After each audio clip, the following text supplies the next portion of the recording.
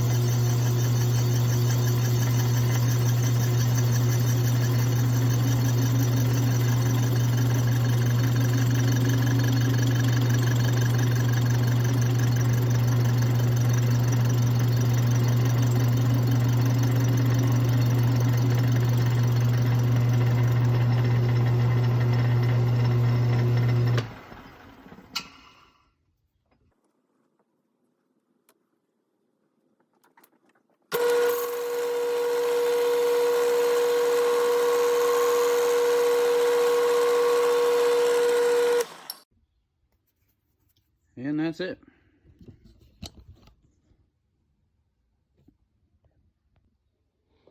That's really all I can do about now. I mean, I can do some widening, but and a little bit of other grinding, but that's about it. Because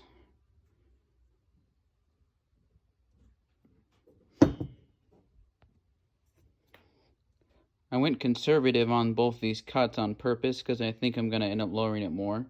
I just wanted to see where it put the numbers in this position and how much skirt I have left to use. So yeah, I think I'll widen the intake, play with the lower transfers a bit. I think I can, yeah, I'll widen the exhaust some, but I won't be lowering or raising anything. So I got a little creative on the fuel line. I actually took the old line, cut both sides of the molded line off to make this new thing into a little donut grommet. I drilled it out just a touch, and then I had a Husky fuel line, new one sitting around, and filter. So I squeezed it through, and I got it in there. I like the Husky lines. They move around really well. Thought that was kind of cool. I took something that wasn't really any good and make it work in a different way. Not necessarily something I do on other people's saws, but if it's my own saw, I like to get a little creative with the parts I have on hand. So I decided to dye all the top covers. That would be the carb box that's on the handle, and then the air filter cover and the cylinder cover, because I'm bored. But here's what you do. You just use some RIT dye. You can use other colors if you want. I don't know how they'll look. This is just what I have to use. I just have my heater.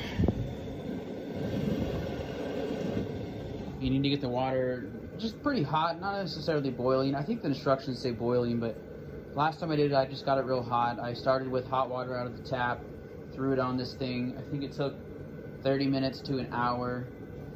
I've got all my parts suspended in here.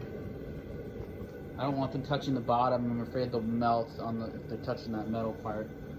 But yeah, we'll see how it turns out. I also decided I'm gonna get a new nameplate then for the 064 that goes on top, and I'm gonna get a new nameplate for this side just because. See, here's the tank. It actually gives me a good opportunity to clean this up better and replace the fuel line easier. Yeah, so that's about it. So hopefully this next part of this video, I'll have these covers out here dyed. They'll be black. Now, one thing it doesn't do is if the covers you put in there are already faded and not glossy anymore, it won't make them glossy again.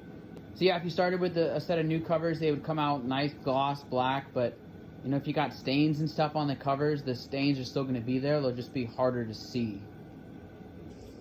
So here's the old nameplate.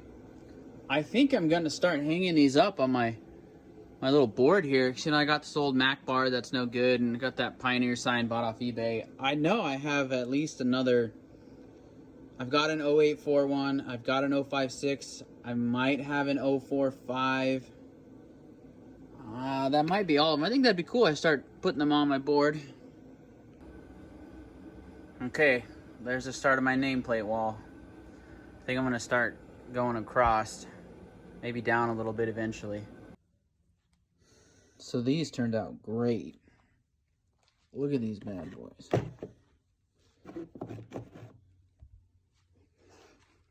I think it's gonna look cool because you'll see just this little sliver of orange right here still. I could even do the tank black. Might look good. Hard to say, you know. I think the contrast is gonna look good. I'm gonna get the newer style faceplate, so it's more of like kind of a steel white color, and then yeah, there'll be that little bit of orange. But so this actually ended up taking about 3.5 hours. Basically, I used hot water to begin with, and then I put it underneath my heater for an hour and a half, and then I just said. At that point, they weren't quite done yet, and I thought, well, I'll just leave them in there for another hour or so and see what happens. So eventually, I just came back and pulled them out, and the water was still pretty warm. And I mean, they're black. I kind of wonder too if you could do some wet sanding, some really fine grit wet sanding on this.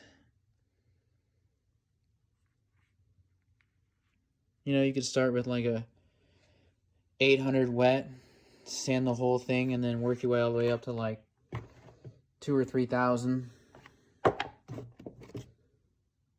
But they look great. I mean, see, there's that sticker had been sitting right here. I don't know what was ever there, but there's a sticker here, and I pulled it off before I put it in. And think how it would look if it was all glossy like that. That'd look really nice.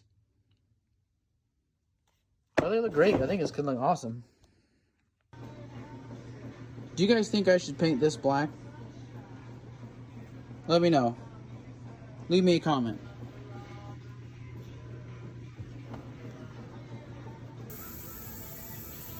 Well, I went ahead and painted it anyways without even waiting for you guys' response. I went ahead and taped that orange part off. Thought it'd just be kind of cool to leave that part there.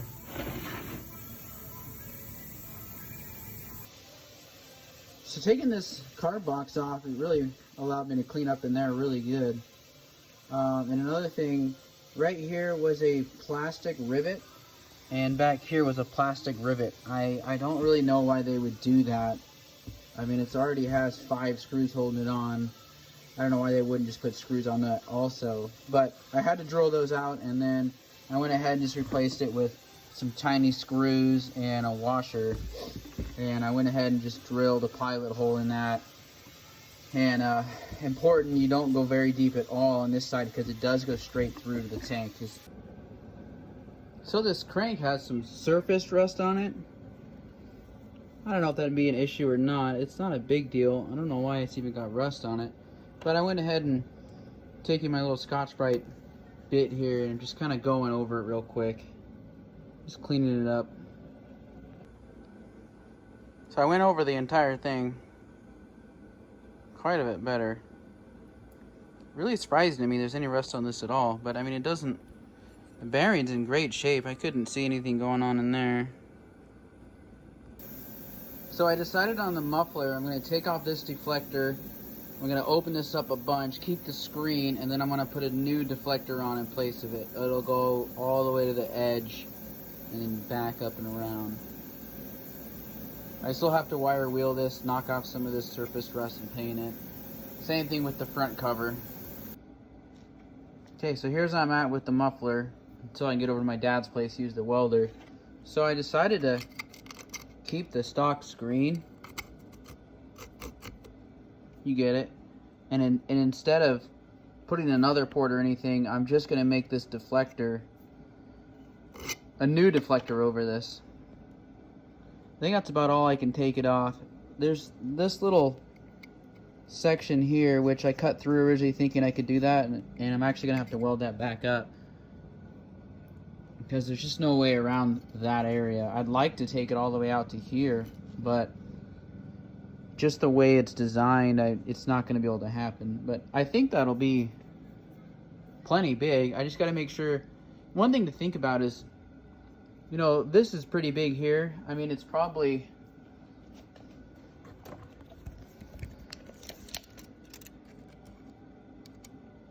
about 1.5 inches by 1 inch. And you know, if I kept it low profile and then I get the port will come out right here, you know, that may end up only being like, you know, 1/2 inch by 1 inch. So big deal if this opening is this big. If the final opening is smaller than that, you get what I mean? It doesn't make a difference. So I'm gonna try to bump it out pretty far. I guess actually it'll still end up being a little smaller than this, but we'll see what it ends up. I gotta put it on the saw too and make sure I have the space I'm looking for. It's probably gonna end up sticking out like 1 inch. I'm actually gonna end up angling it. I'm gonna end up kind of angling it up like this. The back will probably be, well, about the size of this tape measure here, and then I'll angle it outward. I think that's gonna work pretty good. If it doesn't, then I'll just add another port somewhere else, but I think that's gonna be fine.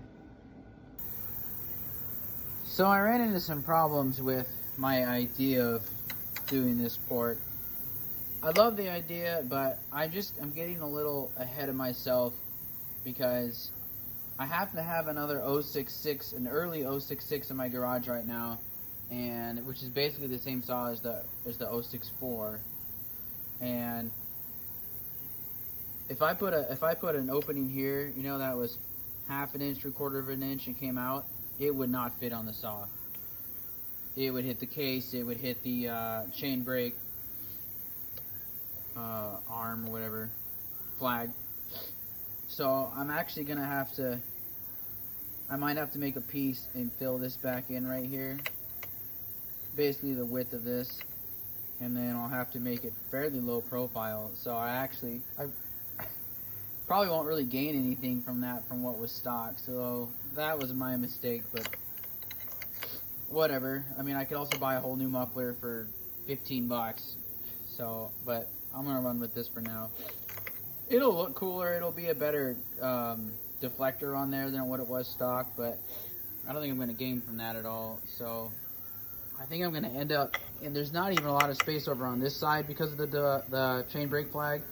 I think I'm gonna end up making a kind of long but really low profile one. Like it might just stick up like 1/4 inch, but I think I'm gonna make it like this big. I could easily do a pipe right here, and I like that look like I did on that 066 I did not long ago. But I kind of want to start building mufflers depending on the customer's request with spark screens in them. So I'm going to incorporate a spark screen in this one. But right now I'm actually going to remove this. As you can see, there is a spot weld here and over here. It's right there. And then there's a couple up in here, but they're always hard for me to see. So I'm actually just going to take my little spear burr, and I'm just going to kind of grind on this part right here until it gets really thin, and then I'll just grind that all away. It's really not that hard. And then I am going to drill these two out, being careful I don't go through the muffler, and then this whole cage will just come right out. See, really wasn't that hard.